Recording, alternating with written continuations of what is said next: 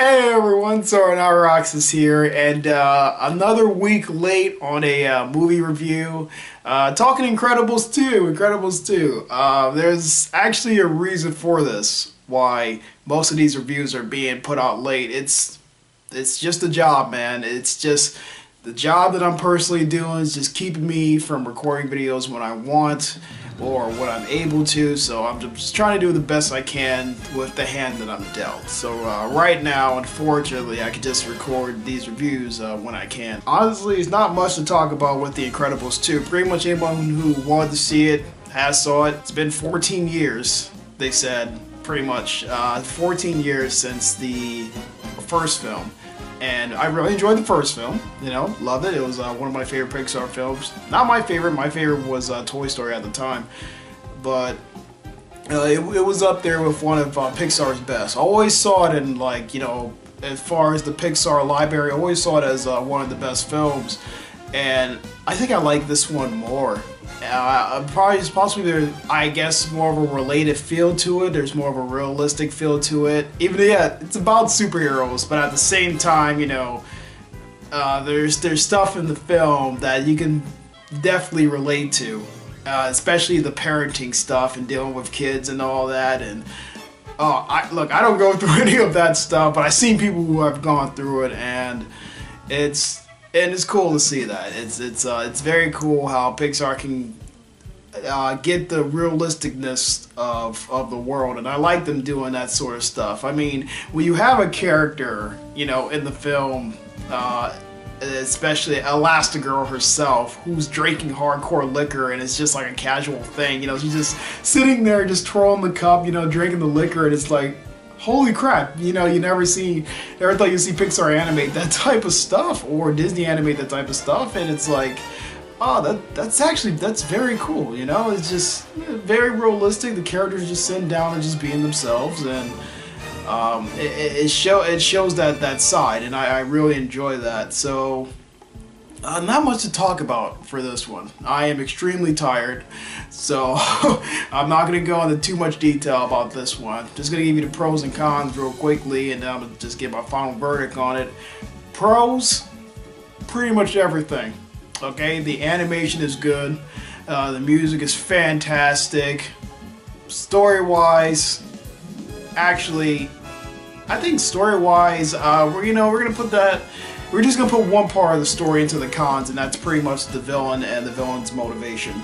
I'm not gonna give away who the villain is. There's supposed to be a twist to it, but if you saw the movie, you already know. As soon as you see the movie, you can already tell who's gonna be the villain. Like, and they try to make this big thing, like, oh, you know, it was a surprise. This person turned out to be the villain. No, it's not a surprise, because you pretty much foreshadow it as soon as the person shows up. You got this person sitting back, you know, their face is in the shadows constantly. They're very droll and very dramatic. It's just. And tries to justify what they're doing, and you're just like, yeah, this person's obviously the villain. Now all you have left for that is just the motivation, and then the motivation was a little weak in my personal opinion. But as far as the pros go, I think everything was done a little bit better than the first one. We got more with the family. We got screen time, proper screen time for pretty much everybody. Edna Mode was in it again. Love her. Love her to death. One of my favorite characters from the first film, you know, makes a return in this one. You know, you just gotta love her. We got a little bit more with the baby was even better. Jack I thought was one of the weaker things of the first film. I didn't really like, it was too crazy hate for him as far as the first film goes, as much as turns out a lot of people didn't really like his character. I don't know, mostly because I honestly don't know. I was just kind of indifferent to him when in the first film. I don't think he was shown a lot for me to care, and then, you know, of course, towards that ending, I guess him being the one that helps finish off Syndrome was kind of a little much for people, but at the same time, I thought it was appropriate. I thought it was an appropriate ending.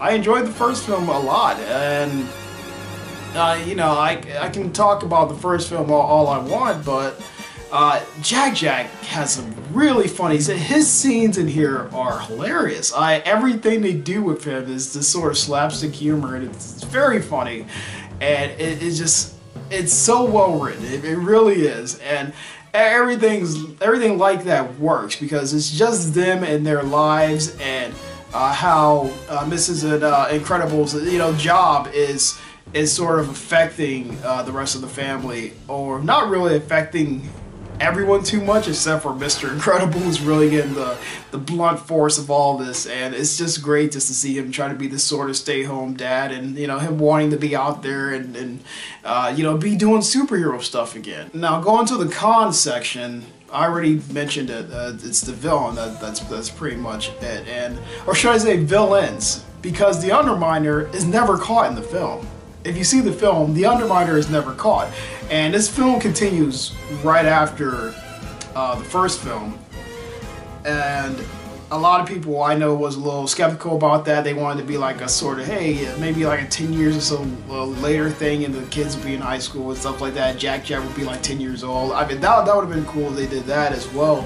Like, maybe for a sequel. Maybe we'll get that for a sequel.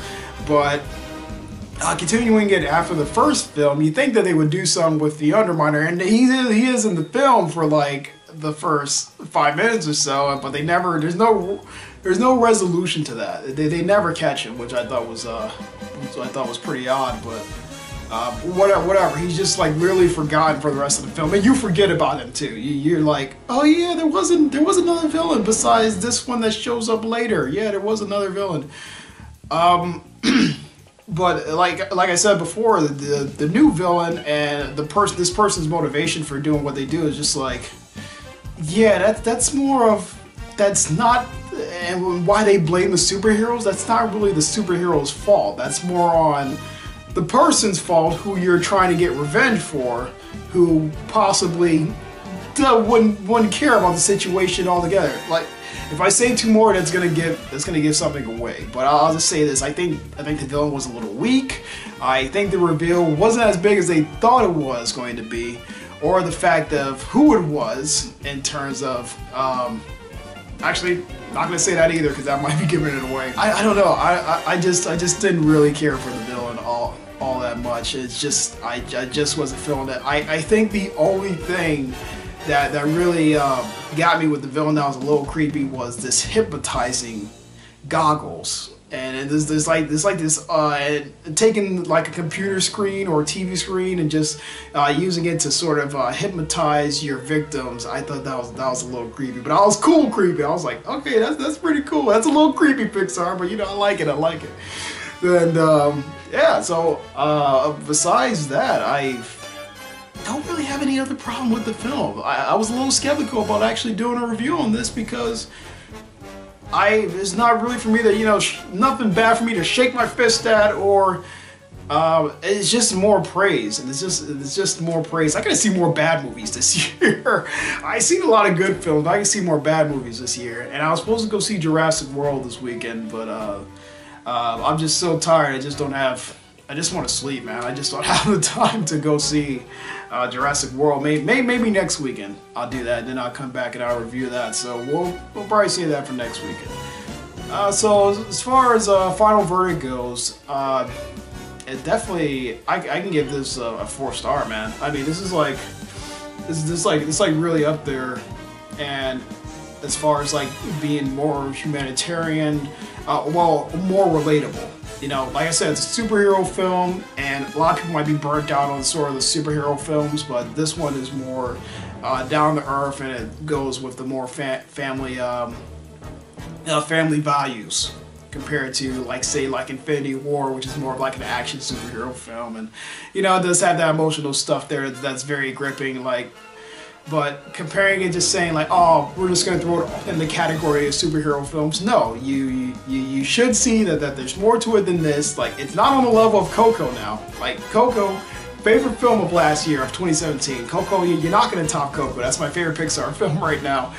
And, not my favorite Disney film, favorite Pixar film. So, we'll see. So we got like Wreck-It Ralph 2 and stuff coming out later on this year. And we'll see how that one holds up. the more I see the trailer, the more I get a little skeptical about that. We got that trailer in front of Incredibles 2. I almost forgot the movie I was just reviewing. So I'm going to sleep. Screw that. Alright guys, thank you guys for watching. So Incredibles 2, if you haven't seen it already, great film. I recommend checking it out. Alright, catch you guys in the next one. Take care.